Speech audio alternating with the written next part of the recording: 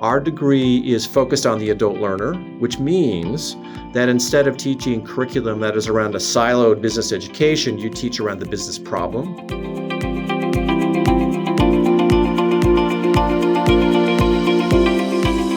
Hi, my name is Karina McCosco from Academic Influence, and we are here with another online program.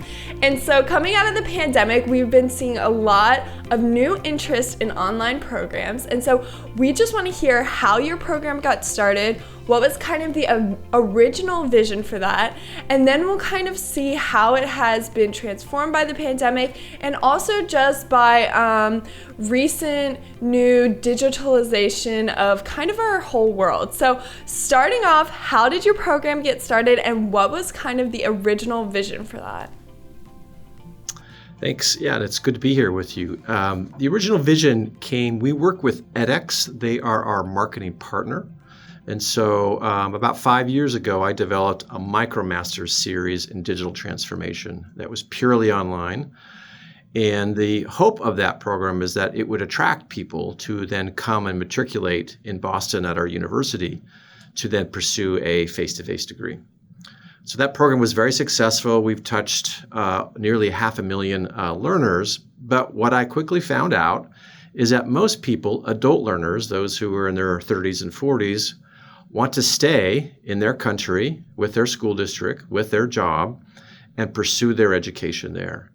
And so that's when we began to think about there is an untapped online market in the adult learner space. And so that's what we pursued with edX. And I think another thing, as you know, with edX, they have historically been a very low-cost provider of online education, the goal there being to provide greater accessibility to people globally, whatever the conditions might be that may be inhibiting their access. So that became also a recognition that if the price point was low, we could go after learners who may have chosen, because of life stage, to not pursue one. So that was kind of the impetus to kind of say there's something out there that nobody's touching, nobody's grabbing.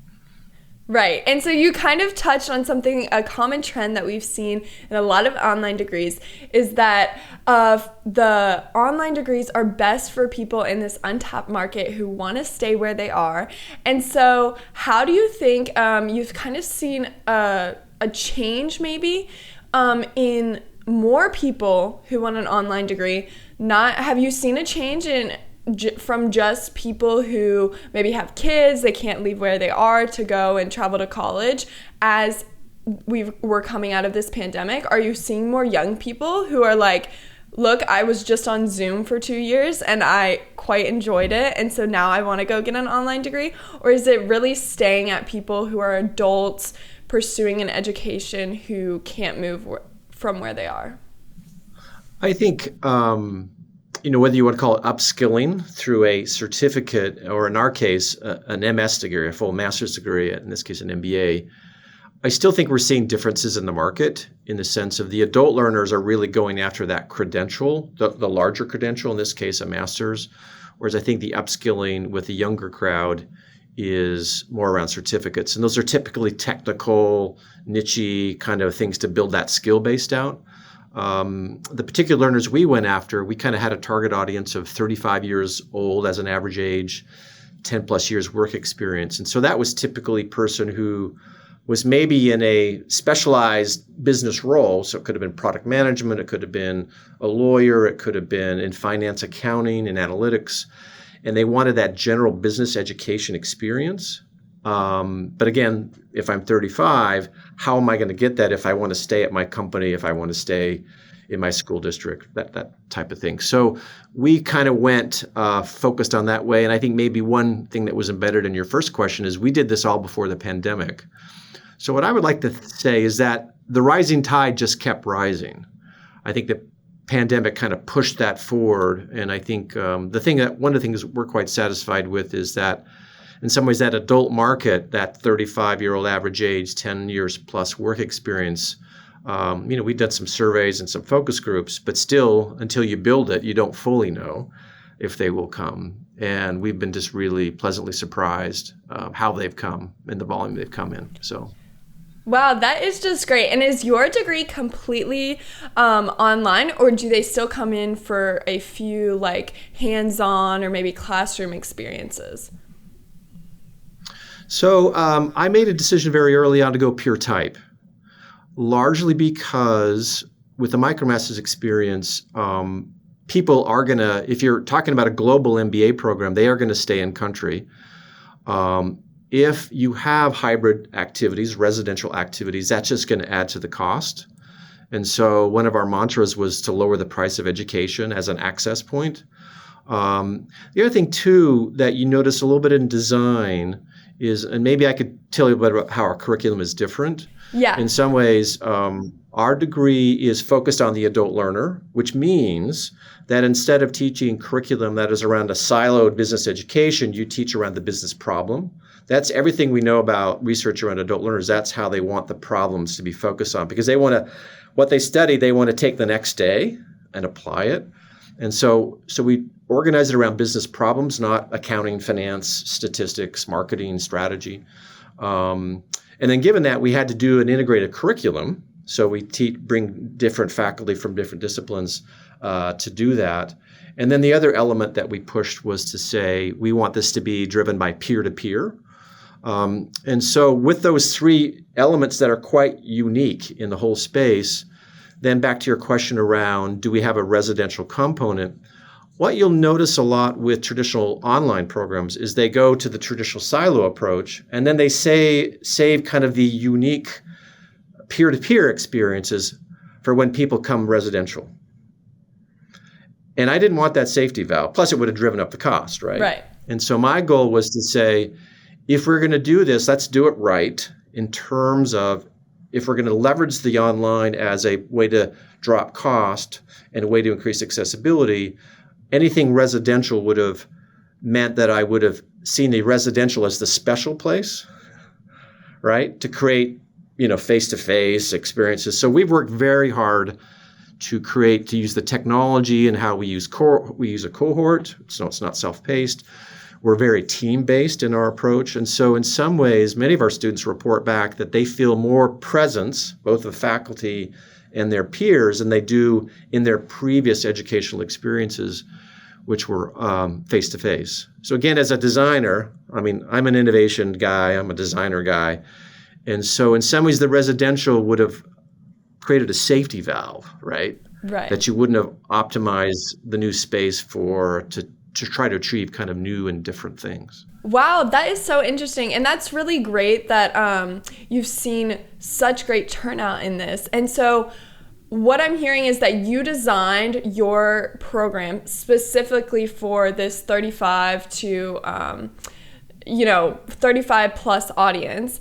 And so do you think somebody who's maybe younger, who hasn't had as much work experience would still do well in this, or would it be more beneficial for them to go in person and learn, let's say straight out of college, and go learn in person? Yeah, that would be what I would say, because in some ways the other thing, business schools, the MBA market has been a growth market for about 50 years. And so there's not been a lot of deep thinking about the segmentation of that market. And so what we did in our research is to realize there's very clear different segments. So one way you could say the typical MBA market would be a 26, 27-year-old.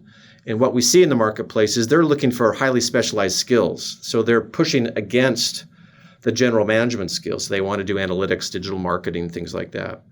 Whereas our students have been in some kind of a specialty, right, but now they're realizing they want to be at the dinner table around that general business conversation to move up kind of in the business hierarchy or in the business to influence more of the business. So in some ways, the trends are, I don't want to say orthogonal, that's a little too deliberate, but the trends of the young are very different than the trends of the older student. And so that was about us also painting bright lines between, because we still have a face-to-face residential program, and we believe very strongly that there's a unique value proposition there, much like there is a unique value proposition with our online MBA. That is another distinctive feature of what we chose to do.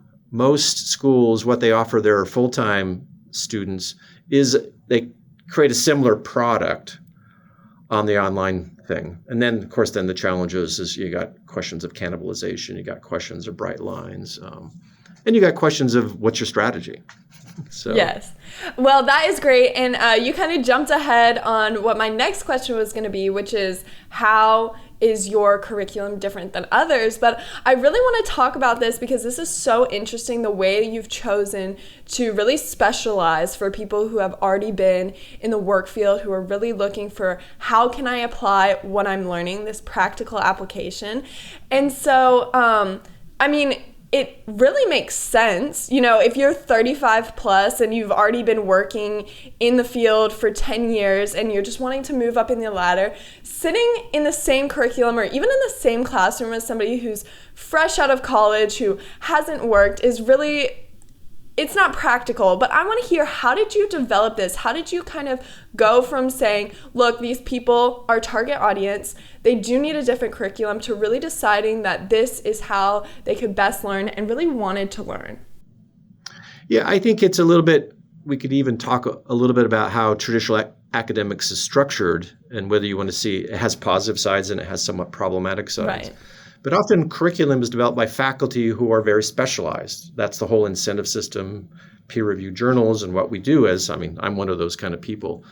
So very specialized. Therefore, our courses are built around our specialization, which means then the student has to do the translation between what we teach around a business silo, say marketing, to take it to a business problem. Because a marketing problem is never just a marketing problem, right? It's an operations problem. It is a financial problem. It's a strategic problem.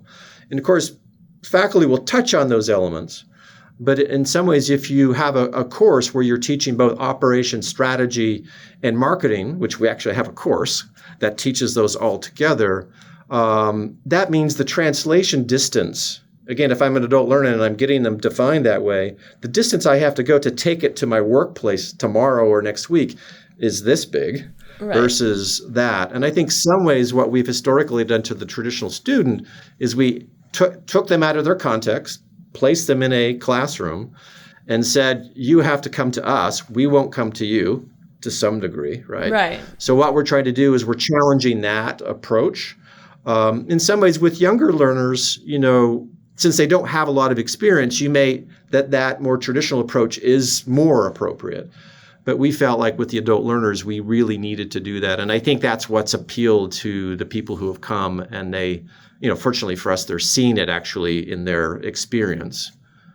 Wow, yeah. And so just finishing up, is there any advice that you would like to give to people who are maybe considering doing an online degree or kind of hesitant about it, and they're really in that target audience and they're watching this and they're like, wow, I did not enjoy my previous school experience because I didn't feel like it was very practical. I didn't even see why I was learning it. And so now they're coming to see this and they're seeing the approach you've taken.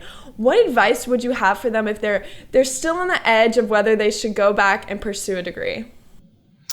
Good question. I think, again, going back to maybe the target audience, I mean, I would like to just get this kind of product in front of them. And I think, too, a little bit, you know, we saw the Zoomification of education through the pandemic. Right. So maybe a couple of questions I would encourage people to ask themselves is, the Zoomification of education overall was not overly positive, because basically we took what we had done in the face-to-face classroom and just took it online and put Zoom around it. I think one thing you're going to want to look for is how deliberate is the learning journey, because the opportunity you have with an online education, done well, done right, is a curriculum that really thinks about the user in mind. What's the learning journey I want to take them on? How are all those elements between what is asynchronous, video, text, what they're consuming that way, the order of which it is taught, and then how is what I refer to, fancy words might be the synchronous format, but I just use live. So when you come to spend time either with peers or with the faculty, how is that connected to that? And then what would be the connection after that live experience? Would you be coming to work together as a team? Would there be some kind of peer-to-peer? So I think that's how I would heighten their consumer knowledge is the program really not just Zoomifying the experience? Are they being very deliberate? Because in some ways you have to do that with a virtual experience. I mean, that's certainly one thing we've learned is that what we know about face-to-face, the things we know that makes face-to-face good, we have to do that with any kind of virtual experience. Because, once we're face-to-face, we can kind of constantly course correct. We don't have to be that deliberate. We can fix things. But once we go virtual, we have to kind of have that really clear and upfront. So that's one thing I would just kind of say, ask some deep questions around what does the program look like? Is it, again, a Zoomified experience? I would also say, is it, do you want self-paced experience or do you want a cohort experience?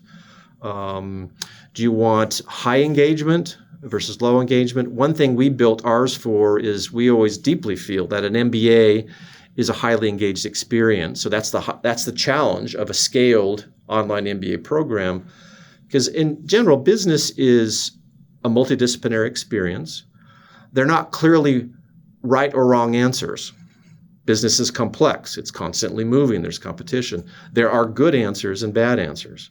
And often the how of that, figuring that out, comes through interacting with peers who represent different business points of view.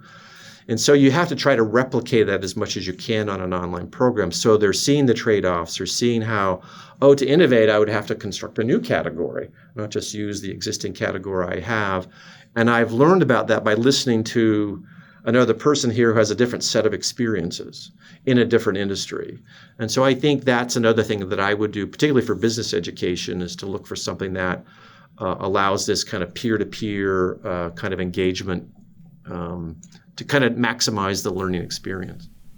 Yeah, well, I think that is going to be super encouraging for people who have maybe not had the best experience with online, because I think you're right. Everybody was kind of thrown into this virtual setting, and so they took what they were doing in person, just threw it up on Zoom, and it didn't always lead to the best experience. And so I'm so glad that there are programs out there like you guys who have really carefully tried to make a virtual experience that is actually beneficial. And so I hope this is encouraging for people who are looking to go back to school and have maybe been struggling to find a really engaging program. So thank you for talking with me today. It was such a pleasure. Thank you.